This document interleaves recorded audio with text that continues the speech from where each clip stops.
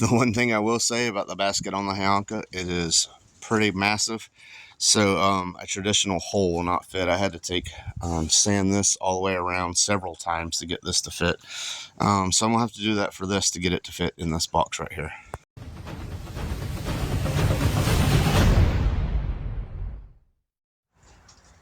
Guys, welcome back to Horseplay Motoring. So some of y'all know I dabble into audio a little bit. I'm going to have a system in this. The Outlander Sport over here is, that's all Hyanka. All this and the Mustang is Recoil.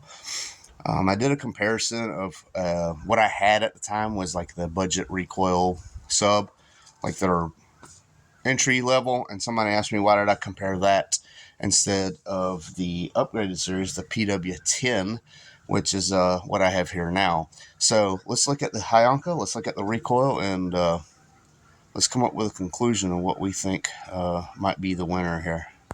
First of all, I'm not biased to either company. They are both great companies. Great customer service so far. Hyanka is kind of just getting into the audio game.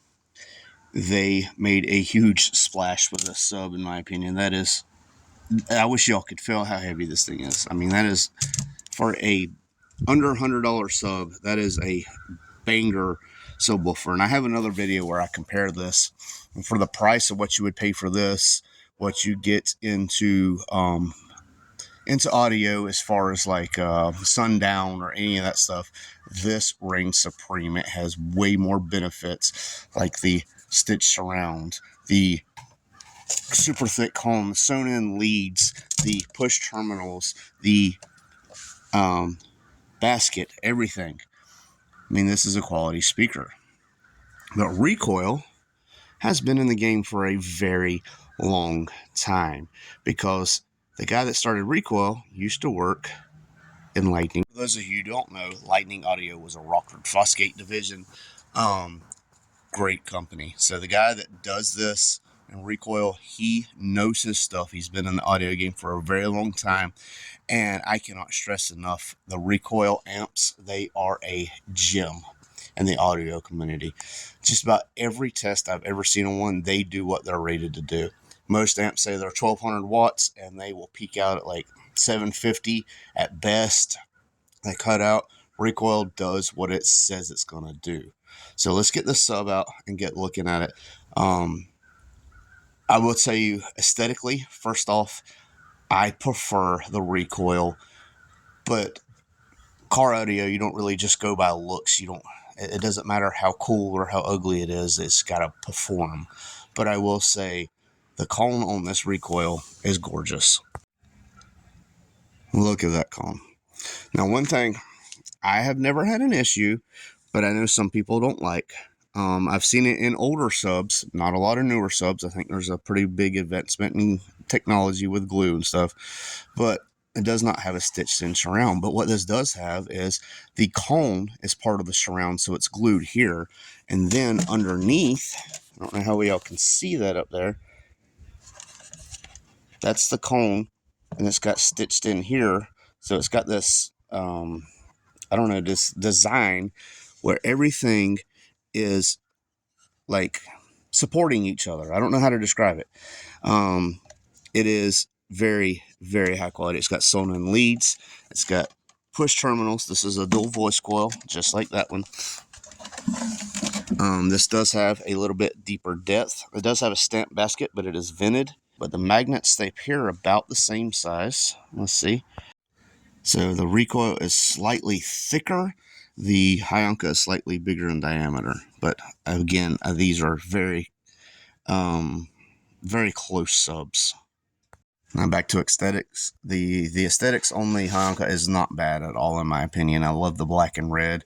That's always been my colors for my Mustang. But this is the Hyanka vehicle. So the Recoil vehicle is my Mustang. But yeah, they are neck and neck, in my opinion, as far as features and bang for the buck. They really are. I don't think you can go wrong with either one. Like I said, Recoil has the the advantage with experience, but Hyanka is they're taking things serious, and they're supposed to be coming out with an amp for the subwoofer, not like a 4-channel amp, like a 2-channel subwoofer amp that I'm super excited to put in this. So as y'all might know or might not know, this has Hyanka components inside the door speakers and everything. So this is going to go in a box that I built over here, and it's going to go in the back of that. So I also have the powered 8 underneath the seat, so it should bang pretty good when I'm done with it. I'm super excited. But again, this one's going in the Mustang. So honestly, comparing these two are like comparing apples to apples. They offer the same stuff. They are both quality. They are both bangers. I don't think you can go wrong with either one. It's like a Gala or a Granny Smith, whatever you prefer. Depends on the use, but I mean, great companies, great products, great subs. I can't say it enough. I don't know who I would, if I had to give the edge to somebody, I really don't know who I would. And I'm not just saying that because, you know, it's their sponsors. I'm saying that like when I was looking at what I was going to buy, these are the two that I was going back and forth on, and I could not make up my mind. I really couldn't. Luckily, both companies sent me out product, and I can look at them together. I do like the basket better on the Hyanka, but it makes it extremely heavy. So there's that. Recoil has a stamp basket. A lot of subs, Sundown, things like that, they have stamp baskets, so it's not a huge deal. I do like how the cone is supporting the surround, which is supporting the under cone. It's basically the dust cap is part of the cone, and I love that feature. The Hyanka does have like a traditional cone on it, which I do worry that something might push that in. So what I did is I just got one of these that'll go over it, and it'll mount on the box. So that should help with, you know, kids throwing backpacks or whatever in the back. Hopefully it'll protect this a lot better. So in short, the Crows have joined in. They're debating on it. So now you can debate which one you think's better. I would say they're pretty neck and neck, pretty even. So I couldn't pick a winner if I had to. I really couldn't. They are just amazing products from both companies, Hyanka and Recoil. So amps, definitely Recoil has the edge there. There's no doubt about it. That don't mean Hyanka's not going to come out with some good stuff, but Recoil has the edge with amps. And if you want everything matching, Hyanka has a 4-channel amp, but they don't have like a 2-channel for a sub. So everything Recoil, everything Hyanka, I love both of them. I really do.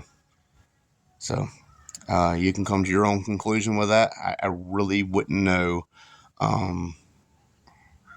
where to begin as far as I'm not a huge audio head, so I can't sit here and give you all these specs and dyno tests and things like that. I'm just going off of just the average Joe that wants a little bit of bass. What would you go with? Both of these are great options. So this is Horseplay. Thanks for watching, and we out. I won't turn around, I done made it this far. Look back now, that wouldn't be too smart. Shoot for the stars even when it gets hard. Put my faith in the Lord with the 16 bars. I won't turn around, I done made it this far. Look back now, that wouldn't be too smart. Shoot for the stars even when it gets hard. Put my faith in the Lord with the 16 bars. I won't turn around, I won't turn around. No matter how far I go, I'll never